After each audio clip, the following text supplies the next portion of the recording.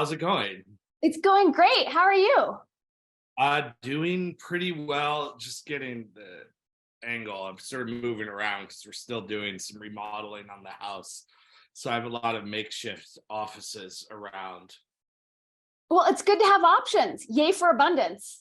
Exactly. More options than the one bedroom apartment in Los Angeles. Right. Yeah, I'm glad that Vermont is treating you well. Vermont is awesome. But are you in Arizona? New Mexico. Okay, that's close. Close. Yeah, much different culture, but super close. What part of New Mexico? I'm just outside of Santa Fe. Okay. I Yeah. love it. I used to go all the time, but they really got into a lot of the same stuff LA did. So Yeah, there seems to be like a synergistic LA Santa Fe thing.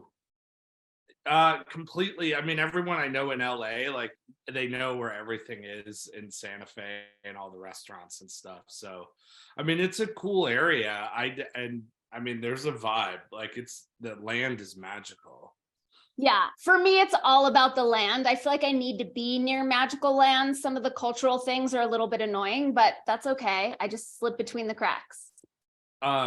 Yeah, Vermont's like that too, though. It's like one of those places that the land is legit enchanted, legit magical. There's vortexes, there's aliens, there's UFO or Bigfoot, well, UFOs, like energy vortexes that even like the locals, like I'm 12 generations Vermont, kind of back to the land type of person, and they're just like it common talk to about like aliens and things like that. Like they're not like far out hippies or whatever. They're literally like, they're Vermonters. They maybe like delivery drivers or work for the fuel company or something. So it's not like, my crowd of everyone's all out there with UFOs and crystals and whatnot. So it's like, it's really common here and it's just talked about normally. It's kind of cool. I love that. I don't know if you have this as well, but like in LA, I was like a little bit edgier than the spiritual community. Like I swear a lot. I was into conspiracies, so I kind of didn't fit in so much there. But then when I go to like feel into Arizona and Texas, like I do talk about crystals and astrology and all that stuff all the time. So it's like finding the place that will tolerate all the sort of like cosmic weirdness that I talk about, but people that aren't like so into chiffon and like namaste. Yeah, I definitely probably had a slightly different crowd, but my extended crowd of LA or just LA in general is, yeah, they're really into all of that. But there's like the namaste people, and then there's like the other people that are into some more hardcore practices. I mean, LA's big enough where you definitely can attract your scene. Living in Vermont, though, I mean, I'm super open about what I do. And there's a lot of cosmic people here that are super down with it, that are like, know what I'm talking about. And then other people, they just scratch their head like in the hardware store trying to explain that you're like, oh, I'm a numerologist and I teach esoteric mysticism. I just say, usually I just say I'm a writer. Right. Much more digestible. Know your audience. We have to know our audience in terms of what we share about ourselves. Well, too, and then also like applying for like mortgages, all the like straight world adulting stuff that you just you gotta play the game, but like traveling to other countries too, and you'll have to fill out like your entrance or exit, and give all your sign your life rights away. And every time I get asked like profession or occupation or whatever, I'm like, what do I say? So I'll just put like consultant, but now that I'm a published author, I could just say writer and everyone knows what that means. It could be anything. Probably shocked if you made any money at it. Or around Vermont, my joke is they think you're like, our house is pretty cool, and they must think like oh wow, this guy must do so well just from writing, but it's a combination of everything. That's just one aspect of it. Well, I'm super excited to dive into it. I'm really happy to have you here on the show. I've been a fan of yours for a while. So I used to see you at Guru Jagat stuff in LA. Yeah. I don't know if you remember. I think we might have met at her 40th birthday party.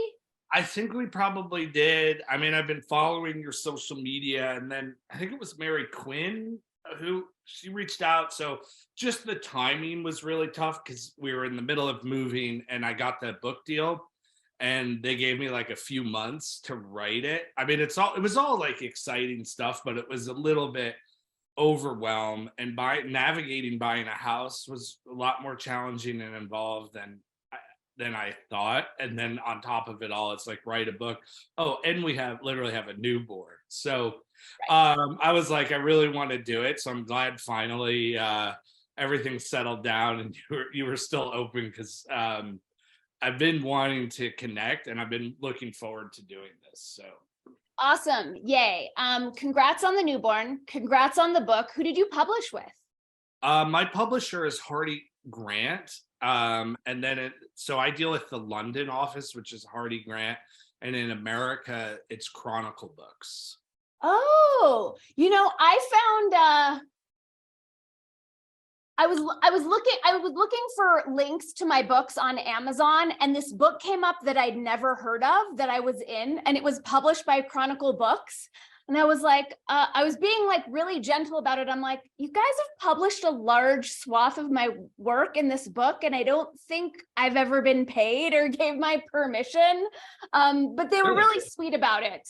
And they paid me and they were cool. So I'm just kind of like seeing what else I want to do with that relationship. Cause I'm like, well, they liked my stuff enough to put it in another book without my permission. So they must like my writing. Are they using it as a reference or? They gave me credit. It was in this book called Oh No, about boundaries. And like I said, they ended up paying me after the fact, but it was just interesting. Like, wow, I wonder if there are other publishers out there who've done this. I had no idea, but they were really sweet about it. Yeah, I mean, it's like I deal with the London people and they're kind of really laid back and really nice. I've sort of had some ties to the marketing end of Chronicle, but everything that's Hardy Grant filters through Chronicle. And then they also have an office in Melbourne, Australia. But it was people in England that knew of me. And then that's how one of their writers followed my work. And then they reached out to me and about a numerology book, and I had already written what I like to call a shitty first draft. So I had that. Like, it's redundant. All first drafts are shitty. Yeah, occasionally I know of a couple of writers that can pretty much nail it. Besides going in for like copy editing and cleanup, Wow. But, they exist, but that also makes it easier to write. I feel like anyone's stuck on writing a book. That's what I learned. Just write the shitty first draft. You don't have to, you're going to come in, you're going to retool it, and it's not a big deal. And so I definitely learned, and after this last book, that I definitely learned to be a better writer, I feel like. But yeah, I don't know. I love my London peeps. Last time I was in London, there's a lot of plaques of like famous writers, like, who's that big one? That one. Of Christmas, Charles Dickens. Okay. Like his house is there, and I was staying near there, but you'll see little plaques like Charles Dickens lived at this house, or and I was like, man, I could like just, it wouldn't be fun to live in London and like write books. And then like a year later, I got all my book deals so far are from a London office. So in a way, I feel like I manifested, like I'm not living in London, but I deal with London and I get paid in pounds. That's interesting. Do they get it all hung up about your social media presence and you tackling otherwise established narratives? Or do they talk to you about that?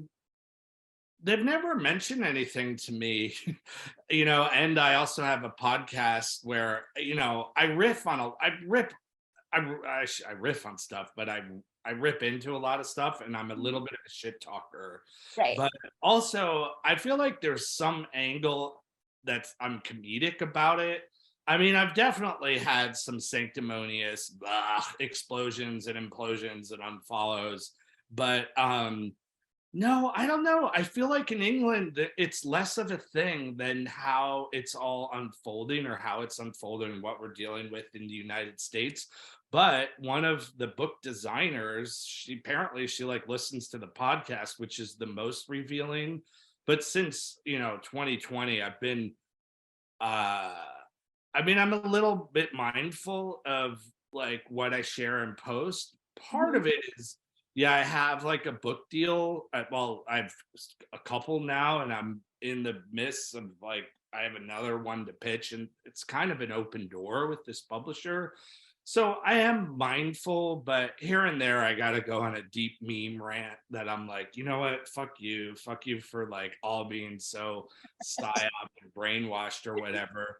But at the same, like, because like, I'm more of a spiritual teacher, and on some level, what I feel is truth. And a lot of these things were taught to me way before COVID ever happened, right? So prophecies about the world.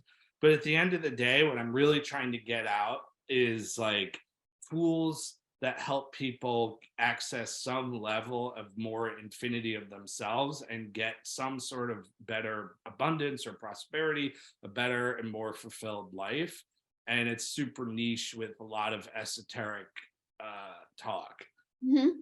like tying in the tree of life, mystical Kabbalah and tarot and numerology and astrology. So I'm grateful for living in LA, where if you're good, like all of those things are marketable skill sets. And then you like Los Angeles, you learn how to create media around it, create content, and then other writers and teachers that I know really taught me how all of these ideas have value. You need to start getting them organized, and how do you express that content? So like Patreon, books now, workshops, things like that. And so that was just like a nuts and bolts learning curve. Mhm. But I do get paranoid sometimes that like my sweet editors in England, because they really are super polite and like really sincere and just very kind. And I'm like, I do think about it, but I also feel like, I don't know. I just think my experiences are pretty just open minded. Like none of this shit is so rattling. Right. You Nice. know, like if I whatever, like even some of the accounts that I follow on Instagram, I follow a lot. Like I always wonder, oh, someone else, oh, you follow this, like it's like I really like comedic stuff that maybe would be conservative, but I also follow liberal stuff too, but they're Right. so boring.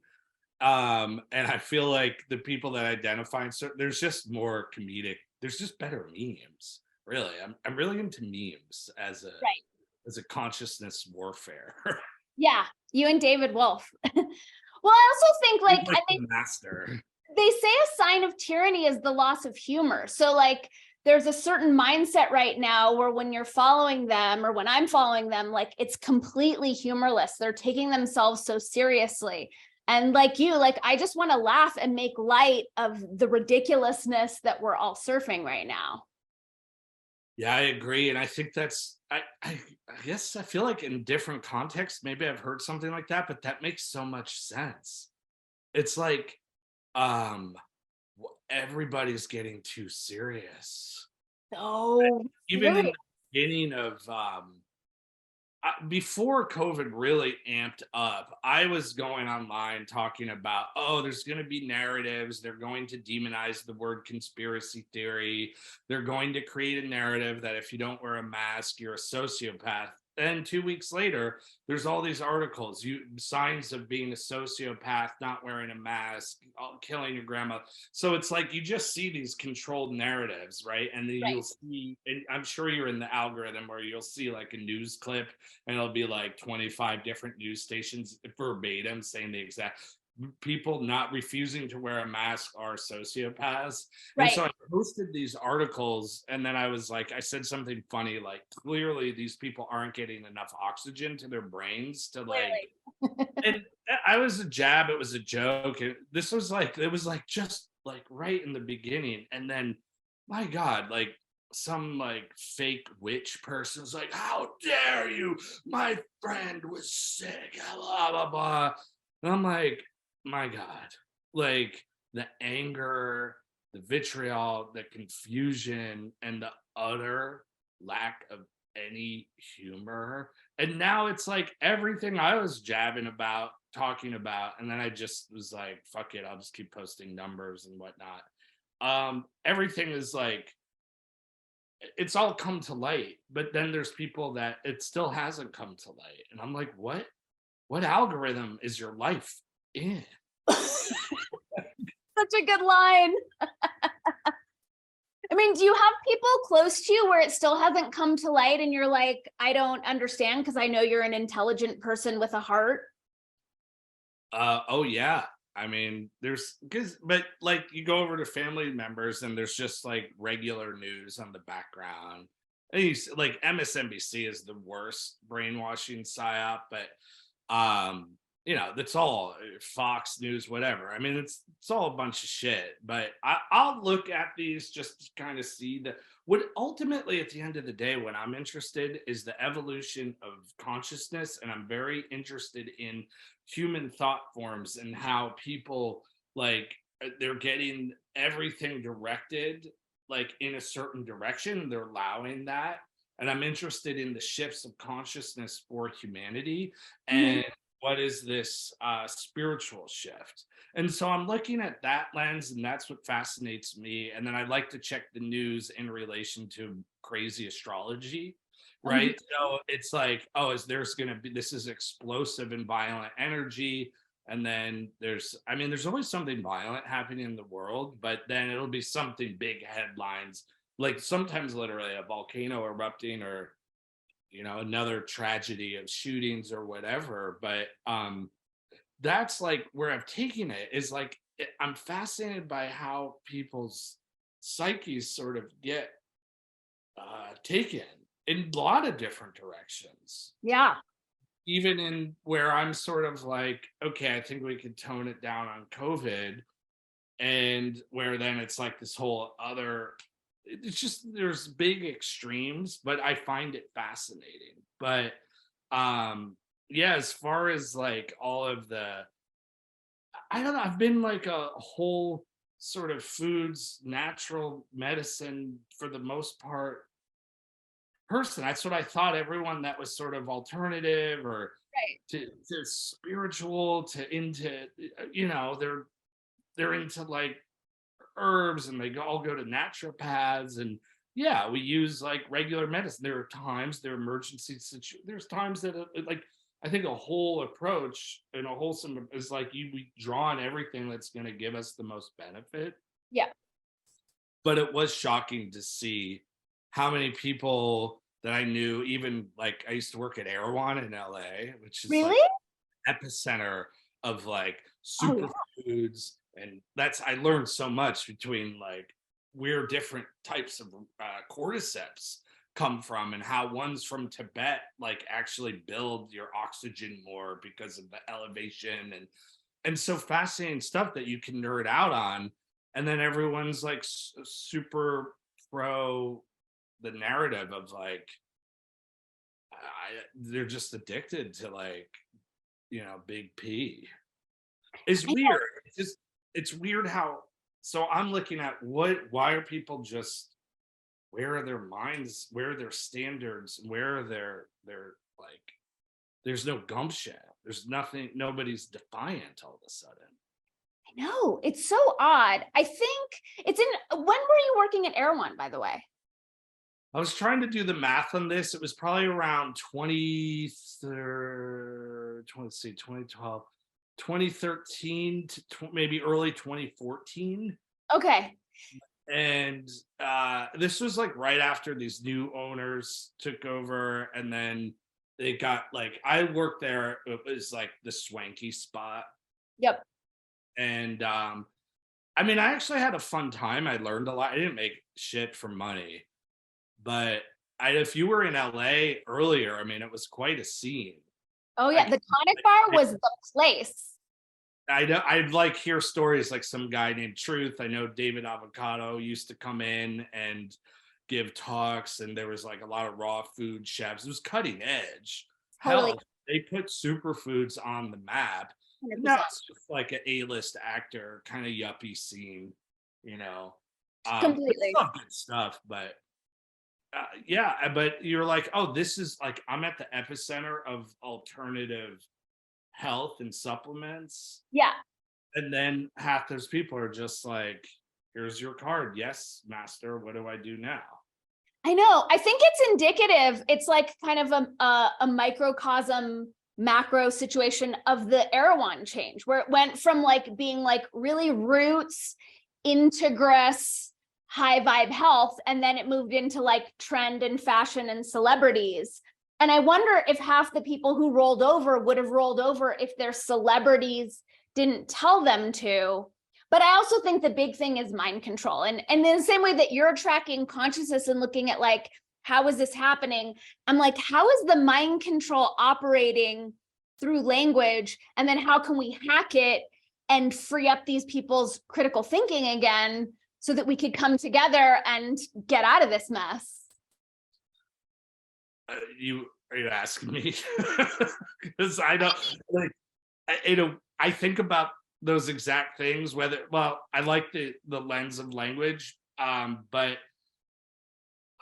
I mean, I don't, to be honest, it's like, I mean, my wife and I, we up and moved.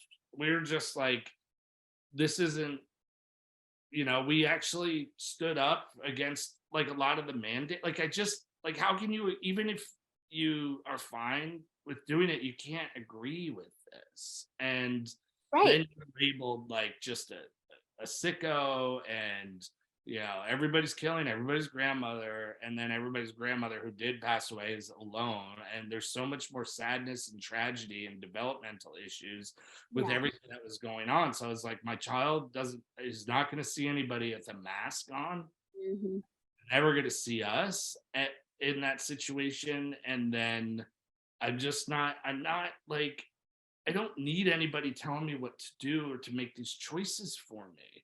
And everybody in LA just was like, okie dokie, here's, then it's just like, here's my barcode, here's my digital ID. Like, if you don't, I was like, this seems like the real easy, obvious place to like start making some stand. I was against the Patriot Act, but I wasn't going around making a stand. I couldn't up and relocate where I was living because fuck you, Patriot Act. Like, when Snowden came out in the 2000s, like, guess what? Turns out the government is like tracking all your stuff, and like people were like dumbfounded by that. And I was like, duh.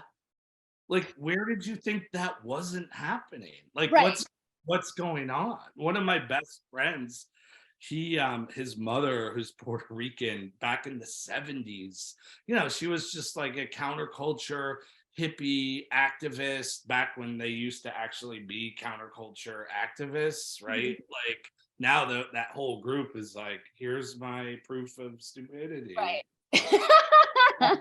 But she had friends that were Black Panther members, and they hosted some dinners and little talks at her house. She just let them use the space, right? Like, just counterculture concepts.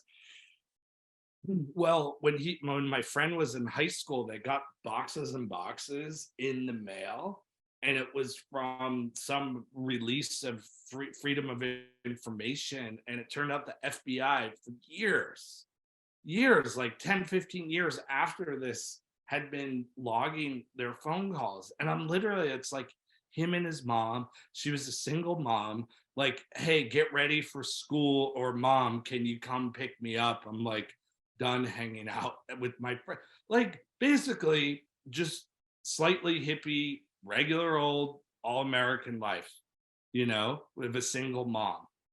like trying to go to work and figure out her kid getting to school, and that's it. And they kept listening. So I'm like, if they're gonna do that, like now that the technology is there, Right. it's weird. I guess I assumed like that's always been going on because I saw it. My friend showed me those documents. Right. This is crazy. But have you always been more like the mindset of questioning the status quo? Like, I know it says in your bio you were born into a mystical family, which I'd really like to know what that means. But was your family training you in critical thinking and questioning authority from the get-go, or is that something you took on yourself along the way? Probably on some level taking it on myself, but growing up, so I grew up, so there was a lot of teachers came over from the West. Yogananda was one of the first, and I think he came to America in the 30s, which seems super groundbreaking. But then these teachers came by in the 60s. One of them was Swami Satchidananda. So, and like if you watch Woodstock, he kind of opened the whole Woodstock ceremony with some chanting, some talks, and I grew up with him. Like I was born, my dad got into yoga before I was born in New York City, was teaching it. And so there was no talk of, okay, it's our duty to be defiant against the sort of like insane narrative of just living a really unabundant, unfulfilled life full of toxic chemicals and fake shit. It just was like, no, here's an alternative. Nobody made a thing out of it. It was just like, no, this is the lifestyle we're going to choose, which is more alignment, spiritual practice. And so it was very reverent, very devotional. We had our own school. And I was very aware that we were working outside of the normal system. Yeah, my parents had a business.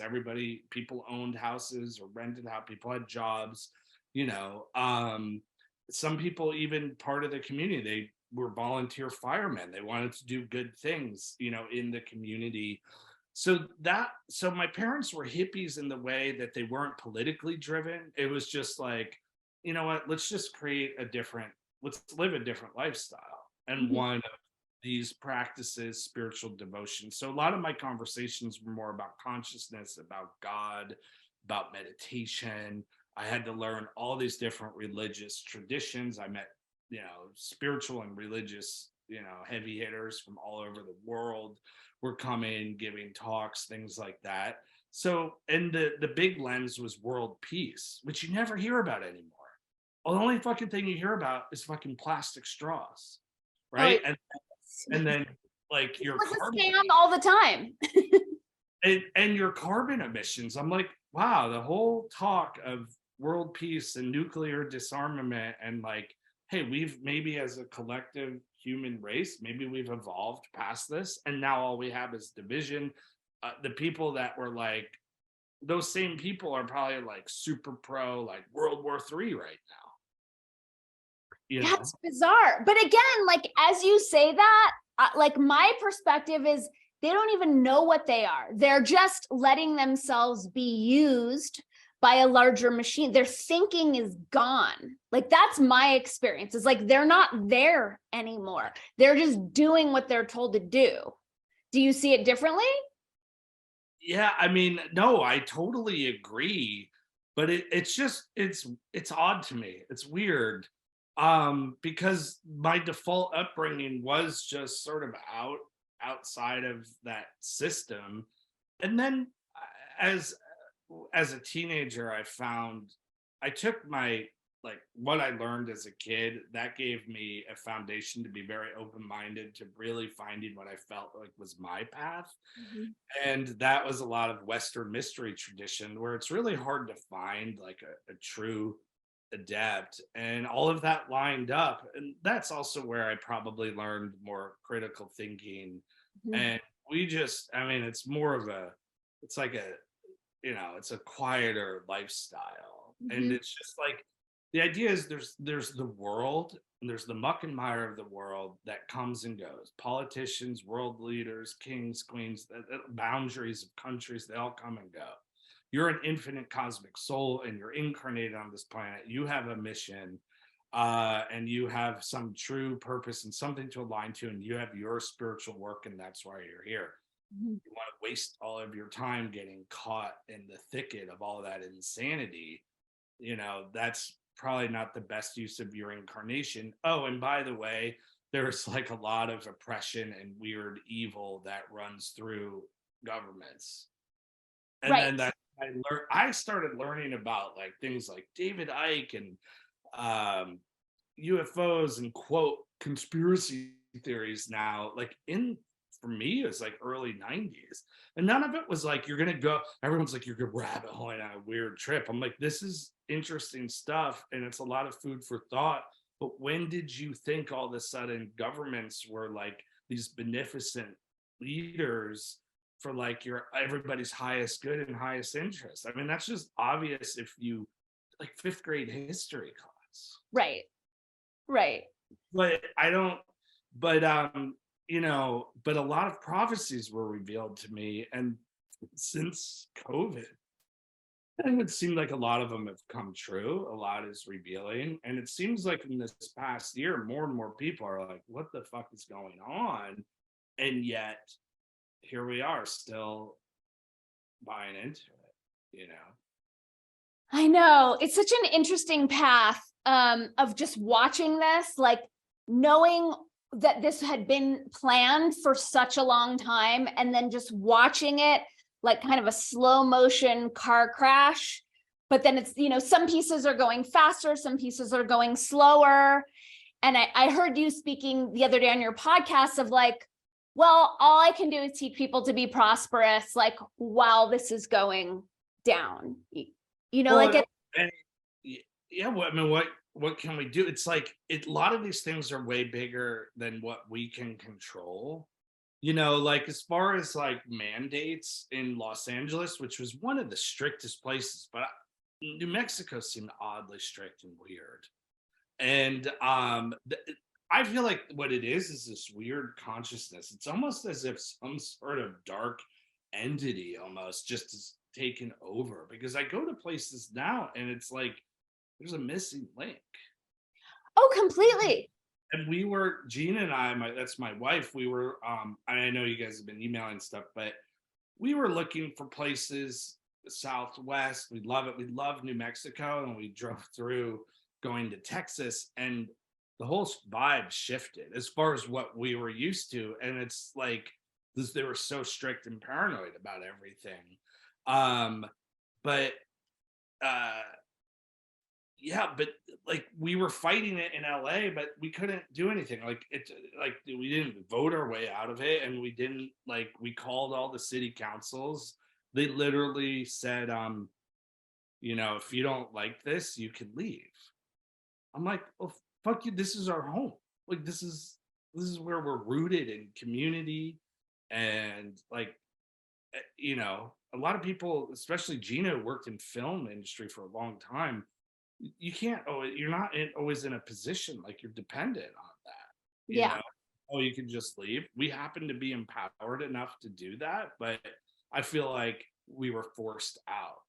And so then I thought, well, okay, I wasn't never that into politics, but I guess local politics have more an effect on my life and people's lives than I ever dreamed possible. Right. It was revealed, and nothing changed. So we got out, partly because we found out we're having a kid. I'm glad that my mom lives in Vermont, because Vermont's pretty cool. But, that sort of triggered like a place to relocate.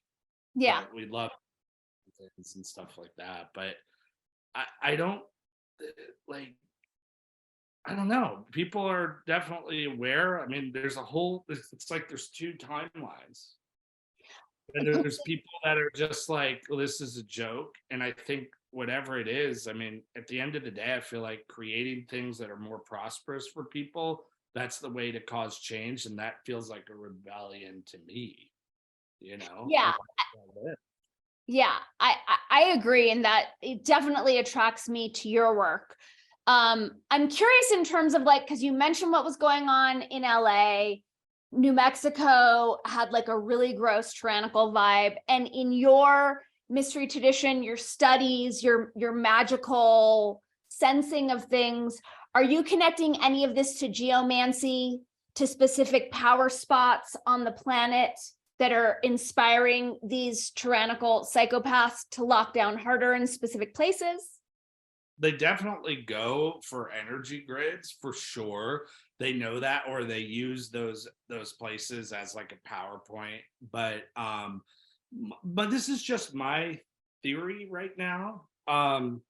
Is that you're better off going to the, like, usually it's a lot of cities that, you know, are, you have intelligent people, you have creative people. There's all the people that I thought on some extended level were my extended people, right? I could go to New York City, you go to a coffee shop, whatever. Everyone's like a little artsy minded, cool, sensitive, you know, not the immediate people that I hang with, but I'm like, yeah, this is my extended universe of people, or in LA. And I think that, why don't you go after immediately people that, I don't know, somehow those became the most susceptible.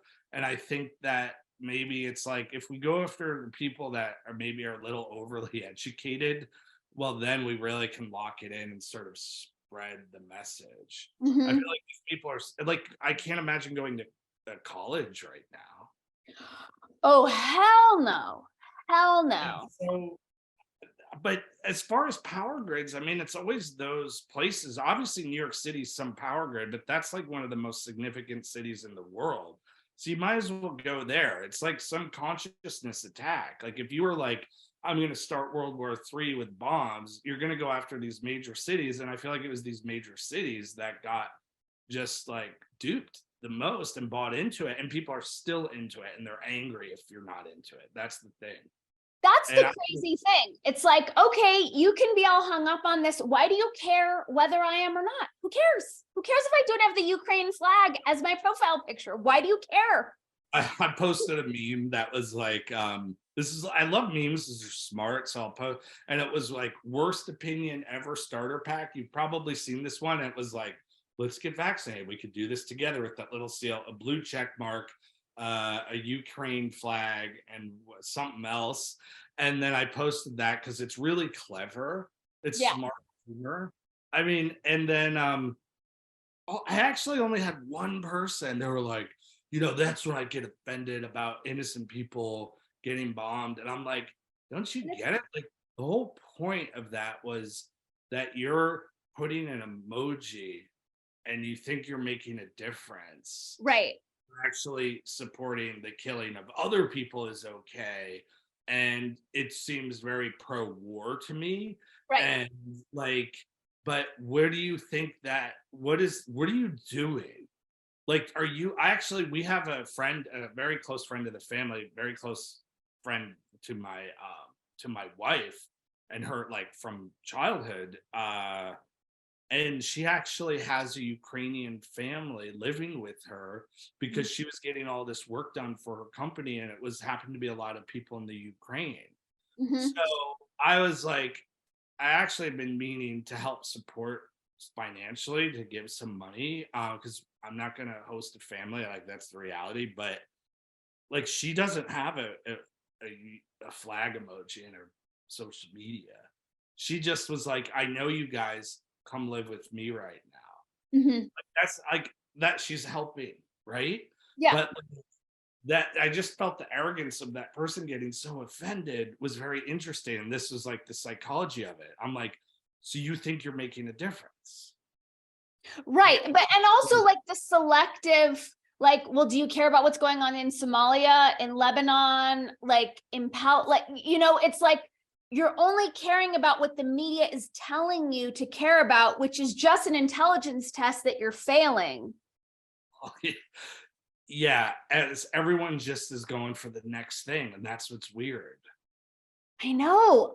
It's like the people that I thought were open-minded and cool and different and potentially sort of counterculture, meaning like, oh, I don't really believe in all of the established conventional wisdom of institutions. And now these are the ultra pro big corporations, pro like FBI surveillance, pro big state, big brother, Yeah. pro like Pro censorship. oh yeah, that's really my big final line. It's like censorship. Me too. And it's like what you can't think anymore. You can't think out loud. And then what I would get accused of back when people were ultra imploding, but I think I've weeded most of those people out. If you're following by now, you don't care or you get it. Like they were, when I was posting about free speech, like when Parler got taken down, I'm like, and then someone's like, but that's all for like white supremacists. I'm like, I actually was on Parler and it was literally like Sean Hannity talks about going to Olive Garden. Like there was nothing on there. I'm sure maybe in some deep world algorithm, but that's the setup. You just take simple things. And I noticed everything that I'm into or do now has all been deemed like extreme right or alt right. And I'm like, Right. I'm exactly the same. Like I Right. literally found articles that are like motherhood is a tool used by the extreme right. I'm like, what? Because you didn't like abort your child. Now like it's weird. Gina even found things about raw milk, like everything that's like the back in the day sort of hippies back to the land. We just want to operate outside of the system and we want to be industrious and have autonomy and Right. create our own property with, that's all the stuff now that's like getting labeled some level of extremist, or you're not just buying into the program, and people are falling for that shit. Yeah, motherhood, raw milk, natural health, natural immunity is racist. Also, research is an alt-right extremist activity. Yeah, New York Times tell you don't go down that rabbit hole. No. Literally, just don't think for yourself. But it's the repetitiveness. Like people, like I don't get news from the news, and maybe if there's some crazy event, but even then, I still question everything. Yeah, of course. Of I mean, course. these are the same people that thought, oh, why are we going to Iraq? A basis of weapons of mass destruction, right? Like these are people, no, we can't do that. And then now these are the same people that are like, no, and now they fucking love like George Bush and Cheney. It's weird. When did George Bush become like a darling of the political left? I was like, that's when I was like, this is fucked up, man. And this is a fucked up war, and I'm anti-war. Yeah, same. Well, I'm pro peace. Yeah, well, that's a better positive affirmation, which is actually in my prosperity book. So thank you for that. You're welcome. I'm plugging your book. Well, I'll have Chronicle mention you, but I don't know if I can afford to pay it. I'm pro peace. That's how I grew up. I grew up with like there used to be like nuclear disarmament movements and things. Yeah. And that's where I feel like it all got psyoped with the plastic straws. And can I just say, when the plastic straw psyop hit LA in a big way and everyone was virtue signaling around it. And so that was a kid's book report and he made up his stats and then the news blew it up. So I would ask for straws everywhere I went and I was treated like such a scumbag for being so horrible as to ask for a straw. Basically you are ruining Mother Earth. Yes. And in the magical tradition, philosophically, we're environmentalists in the sense that like we want things of a high energy and we want to be as close to nature as possible, but then you need a straw sometimes. You need like you're out and about. But it's interesting because I mean, I think cutting back on plastic overall would be good, but there's a really good book, Apocalypse Never, by John Schallenberger, I think his name is. He's an environmentalist, environmental scientist, and he just breaks it down really level-headed. And a lot of these problems make sense to me, that like a lot of these poorer countries, what they need is just slightly better infrastructure. And he talks about every like it's basically, it's white privilege, really. Environmentalism in a way is as it is now, not just like let's clean up this toxic lake and acid rain, but like this climate narrative, because you're going in, and it's a lot of Europeans too telling people in the Congo, well, you can't burn charcoal fuel because we have to protect the gorillas. And the thing is, these people have no infrastructure, and this is how they literally eat. This is how they cook food. This is how they warm their, like, basically mostly shacks and huts. And we're going in saying, well, you can't use this. But there's no alternative. And so he said so much could be changed if we were able to create a little infrastructure. People could plug in a little stove that they could cook with in a heater. Guess what? They're not going to use charcoal. Right. And no thought about, and so that book really was an eye-opener to me, that I never even thought about it, because I was like watching pictures of the Amazon burning or farming. I was like, what? Blah. He breaks down how the Amazon isn't the lungs of the world. It's a really good read. I think people should, because he's a climate guy. It's like, we're not, the way that everything is being handled, like the best option is, let's, like, cleaner energy, but infrastructure in these poor countries. Like Europe has already pilfered everything, and then you could go in. It's literally the most, I don't use terms white privilege, I'm saying it facetiously, but it literally is the definition of what people say is white privilege, to tell other people that are completely disenfranchised, that can't, need to farm to barely sustain a life, be like, you can't do that. Right. But isn't it industry versus people? Because I think that's one of the tools or weapons that they're using to divide us, is to make it think that it's like my individual, 2 straws a week, versus Nestle, who's, making plastic water bottles, the companies that are still manufacturing styrofoam. When I order something and it comes in like, wrapped in plastic like 12 times over, like they're inviting us to, I don't even want to say reduce our carbon footprint, because that whole thing is a scam, but like none of the industries are taking any responsibility, and they're the biggest planet rapers of them all. Yeah, the military industrial complex and fashion are the two biggest destroyers of the planet. But it's interesting, the consciousness of self-righteousness about a straw, and then Amazon priming, and then the list goes on and on. Right.